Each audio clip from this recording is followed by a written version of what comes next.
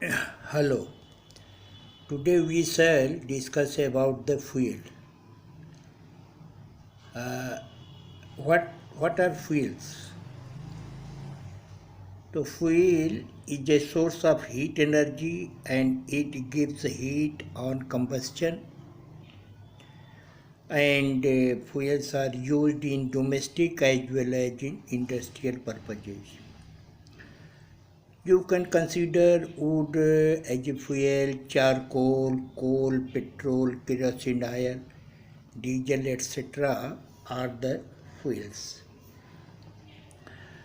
Now, question arises, what are the characteristics of the good fuel? अच्छे ईंधन की क्या विशेषता है, यह जानना जरूरी है। तो इसके लिए हम कुछ पॉइंट्स में आपको बता रहे हैं कि what are characteristics of the good fuel.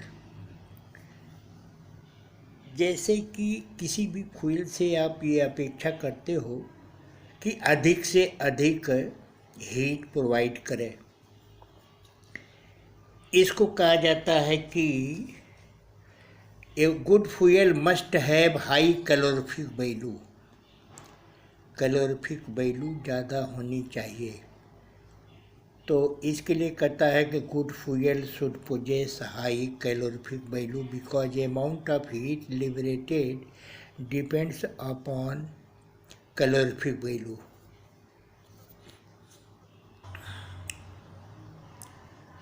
So one of the point of the characteristics of the good fuel is the high calorific value. यहाँ हम आपको ये बताना चाहेंगे कि कैलोरीफिक वैल्यू है क्या। Calorific value amount of heat produced when unit mass और volume of the fuel is completely burned in air और ऑक्सीजन। कैलोरीफिक वैल्यू क्या है? जब यूनिट मास या वॉल्यूम फ्यूल का पूर्ण दहन कर दिया जाए, पूर्ण रूप से उसको जला दिया जाए, तो जो हीट प्रोड्यूस होती है that is the calorific value. Calorific value दो प्रकार की होती है, high calorific value and low calorific value. हम लोग डिस्कस करेंगे कि हाई कैलोरीफिक वैल्यू क्या है और लो कैलोरीफिक वैल्यू क्या है। इसके बाद दूसरा जो पॉइंट आता है गुड कैरेक्टरिस्टिक्स में, वो मॉडरेट इग्निशन टेम्परेचर। तो इसके लिए मॉडरेट माने सामान्य हो, ऐसा नहीं कि बहुत हाई इग्निशन टेम्परेचर हो या बहुत लो इग्निशन टेम्परेचर हो।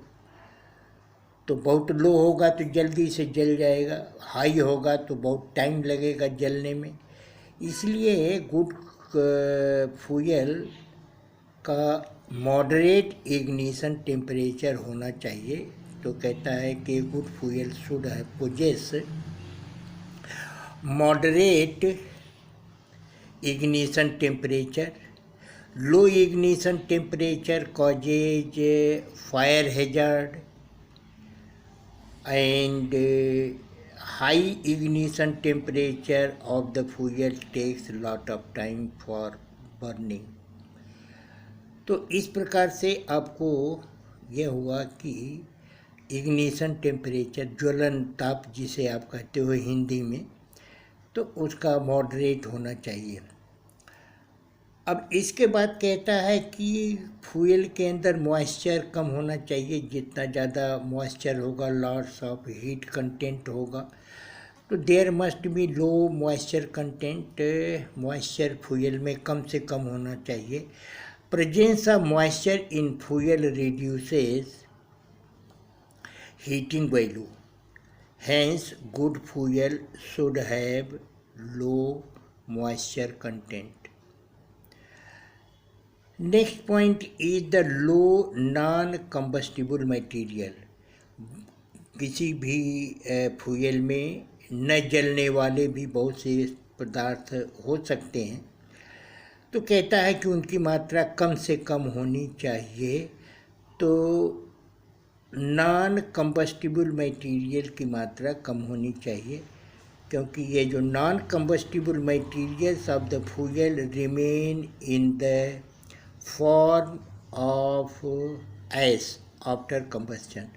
ज़्यादा से ज़्यादा राख निकलेगी, तो ऐसे फ्यूल की हमें आवश्यकता नहीं होती है।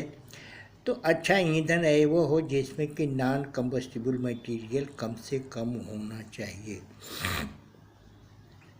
इसके बाद कहता है कि रेट ऑफ कंबस्शन, एक होता है इग्निशन टेम्परेचर, एक होता है रेट ऑफ कंबस्शन। तो rate of combustion of A good fuel must be moderate. इसके लिए कहता है कि a good fuel should have moderate rate of combustion. High rate of combustion of fuel gets out of control and heat is lost without use. Low rate of combustion also loss heat by radiation.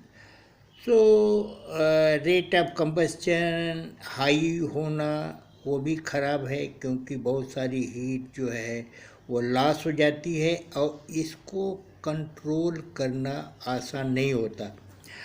और यदि rate of combustion लो है तो भी heat का loss होता है by the radiation. तो एक गुड फ्यूल को रेट ऑफ कंबस्शन उसका मॉडरेट होना चाहिए। सबसे ज़रूरी ये भी चीज़ है कि कंबस्शन के परिणाम स्वरूप किसी भी फ्यूल को हम जलाते हैं तो बहुत सारी गैसेज निकलती हैं जो कि हेल्थ के लिए हानिकारक हैं। तो ऐसा फ्यूल नहीं हम अच्छा कह सकते हैं जिसके कि जलाने से बहुत ही हेल्थ के लिए नुकसान पहुंचाने वाली पॉइजनस गैसेस निकलती हों, जैसे कि कार्बन डाइऑक्साइड, कार्बन मोनोऑक्साइड है, सल्फर डाइऑक्साइड है, H2S है। तो कहता है कि a fuel should not contain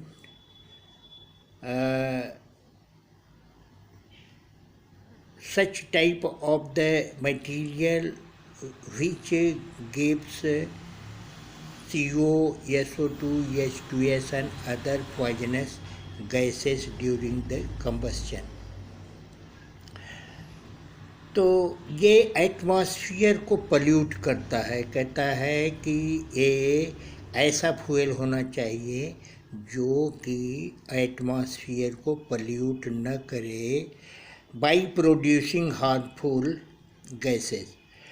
So in this way these are the characteristics, and a good fuel should have low cost. ऐसा नहीं है, फ्यूल तो बहुत हैं लेकिन कॉस्ट होना चाहिए कम, जिससे कि आसानी से उसका प्रयोग किया जा सकता है। और एक अच्छा ईंधन ऐसा होना चाहिए जिसकी इफ़िशियंसी ज़्यादा हो और वो आसानी से ट्रांसपोर्ट किया जा सकता हो, एक स्थान से दूसरे स्थान को हम ले जा सकते हैं। इसके बाद बात आती है कि फ्यूल के बारे में हम जानकारी रखते हैं तो ये जानना चाहिए कि कैलोरीफिक वैल्यू भी हमको जानना चाहिए कि what is calorific value. So calorific value of a fuel is defined as the total amount of heat liberated from the unit mass or unit volume of the fuel when it is completely burnt in O2 or air. हवा में या oxygen में कोई fuel का unit mass या unit volume को हम पूरी तरह से जब जला देते हैं तो जो ऊष्मा प्राप्त होती है, जो हीट प्राप्त होती है, उसे हम कैलोरीफिक वैल्यू कहते हैं। क्या आप जानते हैं कि व्हाट इज कैलोरी? तो कैलोरी आप जानते हो, calorie is the unit of heat. लेकिन इसकी परिभाषा क्या है, कितनी हीट को एक कैलोरी हम कह सकते हैं? तो इसके लिए कहता है कि calorie it is the amount of heat required to raise the temperature of 1 gram of the water by 1 degree centigrade.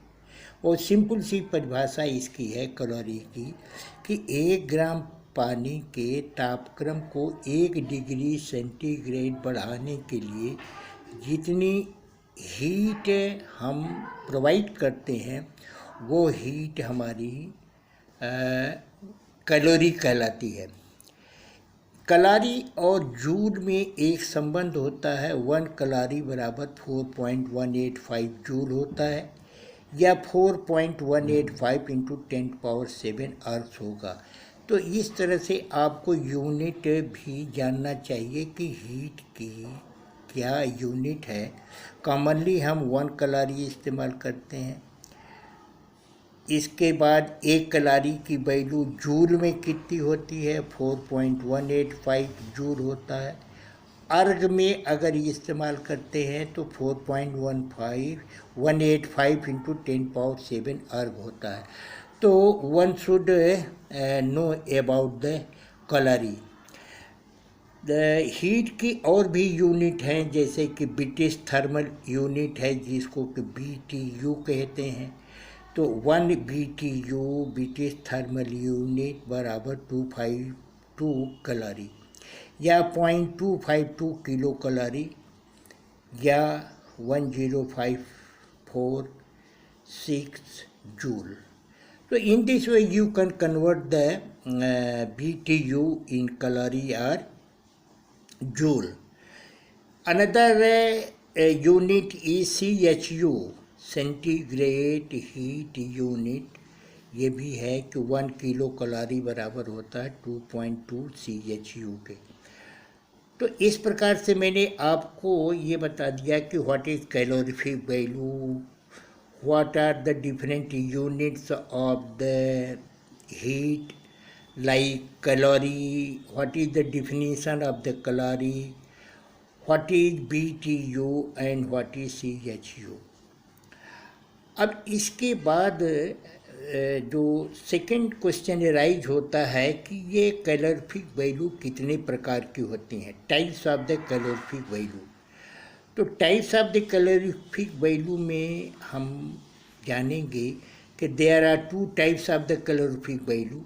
एक होती है हाई कैलोरीफिक वैल्यू, जिसको हम कहते हैं gross calorific value, GCV।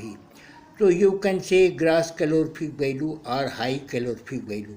So actually how we can define high calorific value or gross calorific value? इसके लिए कहता है कि gross calorific value or high calorific value is defined as the total amount of heat produced when unit mass or volume of the fuel is completely burnt in O2 or air and combustion products are cooled at room temperature। ये important चीज़ है, क्योंकि अगर आप जो product है like vapour, इसको बाहर आप जाने दोगे तो वेपर के साथ या स्टीम के साथ एक अमाउंट हीट की बाहर चली जाएगी। तो कहता है कि no product should be allowed to go out, product should be cooled at the room temperature so that the total amount of heat can be calculated.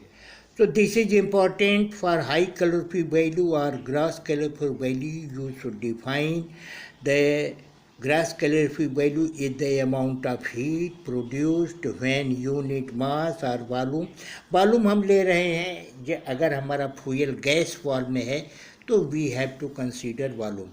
तो 1 unit mass or 1 unit volume of the fuel is completely burnt in air or oxygen and combustion product must be cooled at room temperature, and this value GCV or SCV can be experimentally determined by bomb calorimeter.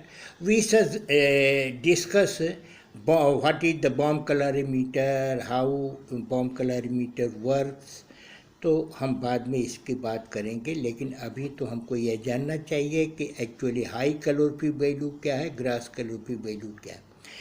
जो दूसरी calorific value है उसको हम कहते हैं net calorific value, NCV, net calorific value या लो calorific value कहते हैं।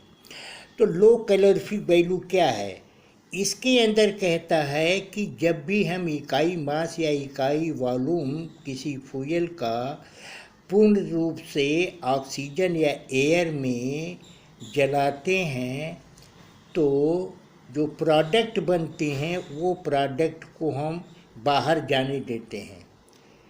जो प्रोडक्ट के बाहर जाने के बाद जो हीट हमें प्राप्त होती है उसे हम कहते हैं लो कैलोरीफिक वैल्यू या नेट कैलोरीफिक वैल्यू।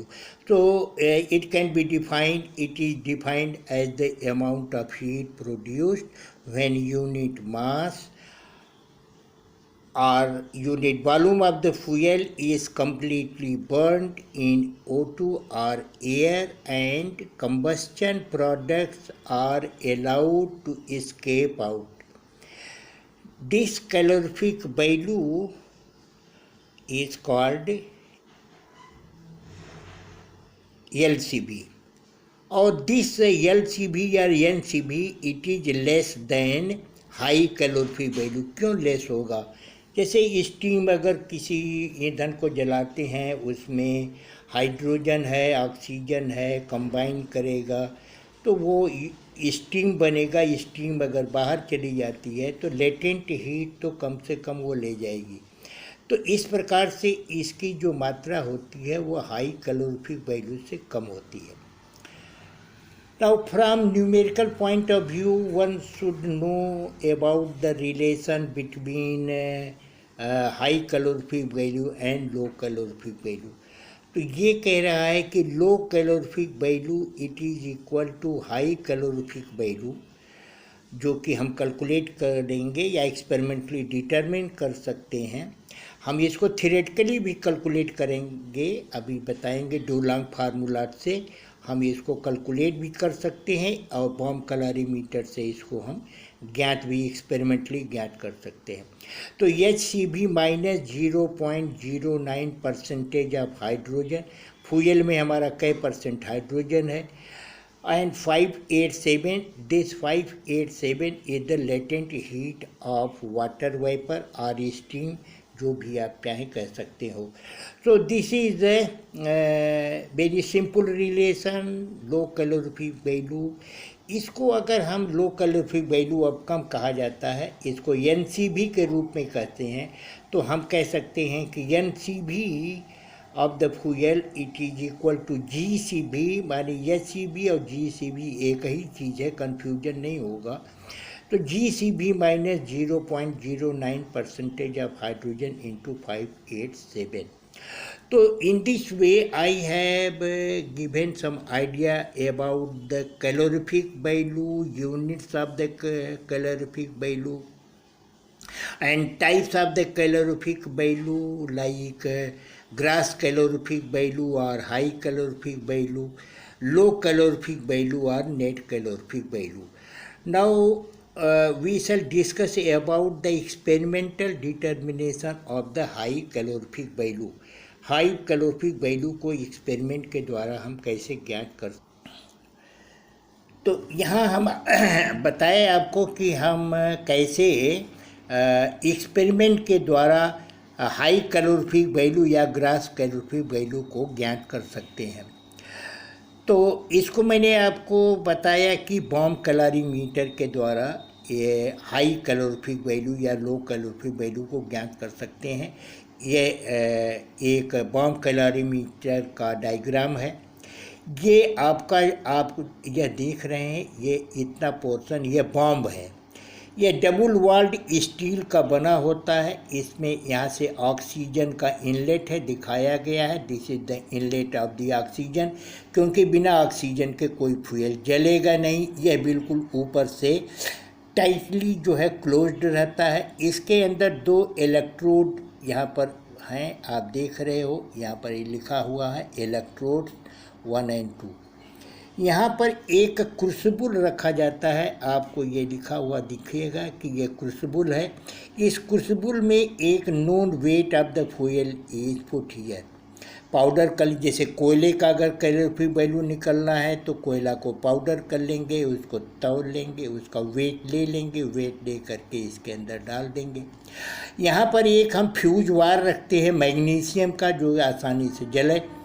तो फ्यूज वायर जब दोनों इलेक्ट्रोड नज़दीक आएंगे तो यहाँ पर एक स्पार्किंग होगी। स्पार्किंग के साथ ऑक्सीजन की उपस्थिति में ये जो हमारा फ्यूल है ये जलेगा, और जलने के बाद ये हीट पैदा करेगा। इस बॉम्ब के अंदर जब हीट पैदा होगी तो ये पूरे बॉम्ब की हीट ट्रांसफ़र हो जाएगी। बाहर एक कॉपर कैलोरीमीटर रखा गया है, ये आप डॉटेड जो दिख रहे हैं ये पानी है। एक बाहर कॉपर कैलोरीमीटर रखा गया है, इसको हमने ये लिख रखा है कि ये जो है आपका एक कॉपर कैलोरीमीटर है, this is the copper calorimeter. So in this way you control the bomb is put into copper calorimeter, and copper calorimeter contains water. There is one thermometer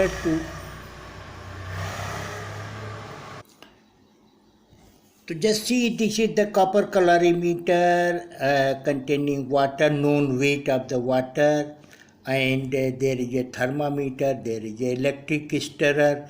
You can show like this is the electric stirrer, like this electric stirrer। इसके चला देने से ये heat का distribution पूरे पानी में हो जाता है। और इस पूरे जो कॉपर कैलोरीमीटर है, एक और जो है एयर जैकेट में हम रख देते हैं यहाँ पर, जिससे कि हीट का रेडिएशन ना हो सके। तो in this way this is the very simple diagram of the bomb calorimeter by means of which we can determine gross calorific value और हाई कैलोरीफिक वैल्यू। अब कहता है कि एक्चुअली जो है ये बॉम्ब के बारे में मैंने बता दिया कि ये स्टेनलेस स्टील का एक वाल ये है, एक वाल ये है, ये डबल वाल है, और इसी के अंदर दो इलेक्ट्रोड हैं। ऑक्सीजन के लिए एक इनलेट है, यहाँ एक क्रूसिबल है, और इसमें एक मैग्नीशियम का तार है fuse wire.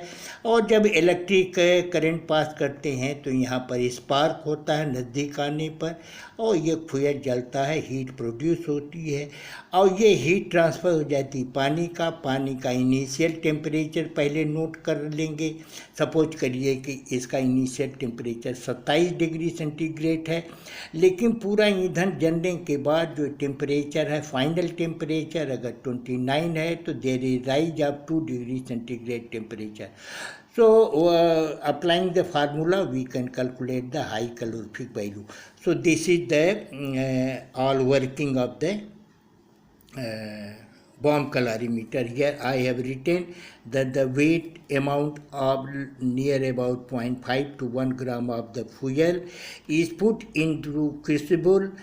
Bomb is fitted with O2 and 25 to 30 ATM। इसके अंदर जो ऑक्सीजन है 25 से 30 ATM पे उसमें भरी रहती है। Initial temperature of the water is noted. The ignition is done by the electric spark. The fuel sample burned and the heat is produced, and that heat is transferred to water put into the copper calorimeter. तो ये जो पानी है इसका भी wait हमको मालूम होता है, तो उसी को कहता है कि known amount of water is taken in copper calorimeter, and temperature of water, final temperature of water is noted. Now this is the formula, this is the very simple formula। अभी हम पूरा फार्मूला नहीं बता रहे हैं, आपको बता रहे हैं ये सिंपल फार्मूला। अगर कुछ नहीं है तो हम ये बताएंगे कि ये HCV बराबर या GCV बराबर capital W plus small w bracket में लिखा T2 minus T1 upon m, where capital W is the water equivalent of the calorimeter. आप जानते हो कि ये जो कैलोरीमीटर है ये भी कुछ न कुछ हीट लेते हैं, चाहे ये कॉपर कैलोरीमीटर हो चाहे ये बॉम्ब कैलोरीमीटर है, तो उसको हम कहते हैं water equivalent. So capital W is the water equivalent of the bomb calorimeter, small W is the weight of water taken in the copper calorimeter, T2 is the final temperature, T1 is the initial temperature of the water, M is the mass of the fuel. So if we know this capital W, small w, T2 final temperature, T1, जैसे मैंने बताया कि अगर हमारा initial temperature water का copper calorimeter में 25 है, final temperature 29 है, तो 29 माइनस 25 आप इसको रख सकते हो, यह मास ऑफ द फ्यूल आपने लिया।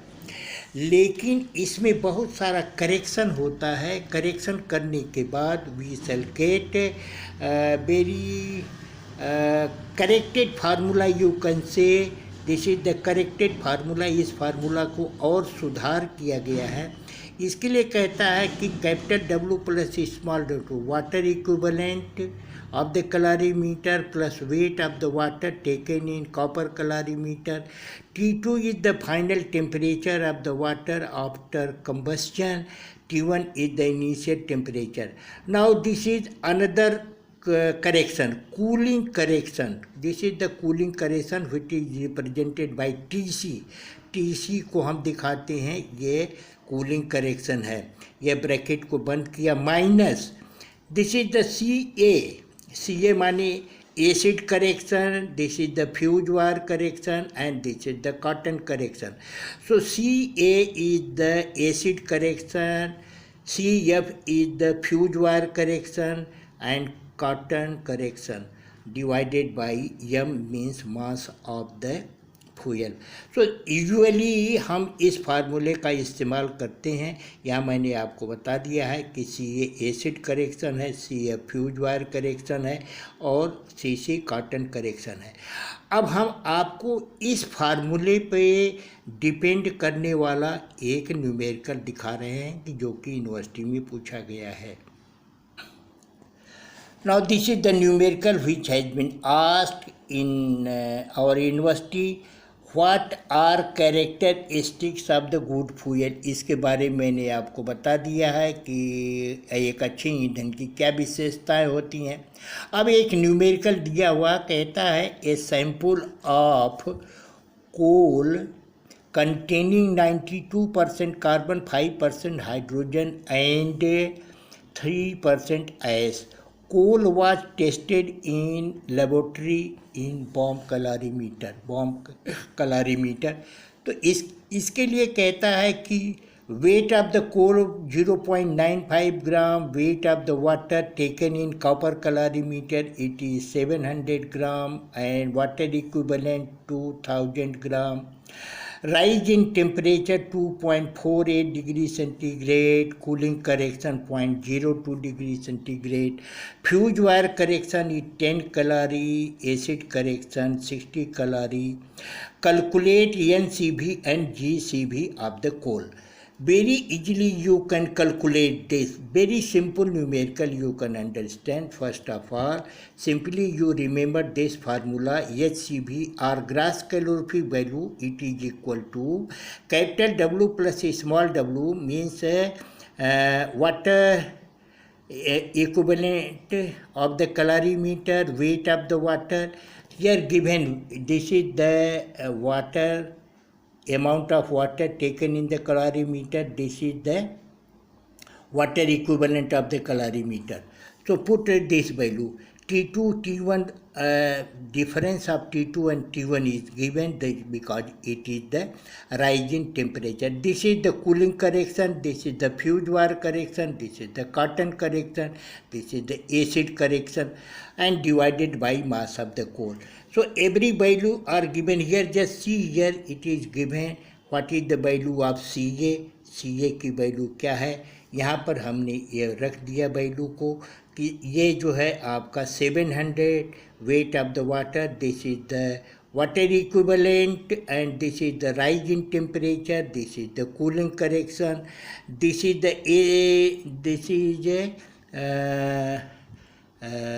Fuse wire correction. So this one is the fuse wire correction. ये 10 जो है फ्यूज वायर करेक्शन है. 60 is the acid correction. So putting all these numerical values of different very symbols CA, CC are all this, and this is the mass of the coal. तो इसको अगर आप solve करेंगे तो you will find 2700 into this much is the 2.5 minus 60 plus 10 70 divided by this much and this one and in this one. So in this way finally what we get GCB का जो मान आएगा 7031.57 calorie पर ग्राम. इसको आप kilo calorie पर KG भी लिख सकते हो. ऐसा नहीं है कि ये कैलोरी होगा तो ग्राम होगा, अगर किलो कैलोरी होगा तो केजी होगा. तो दिस न्यूमेरिकल वैल्यू सेम होगी. तो इसको आप किलो कैलोरी पर केजी कह सकते हो या कैलोरी पर ग्राम कर सकते हो. लेकिन अब इसका जो दूसरा पार्ट है ये कहता है कि एनसीवी का भी मान निकालो.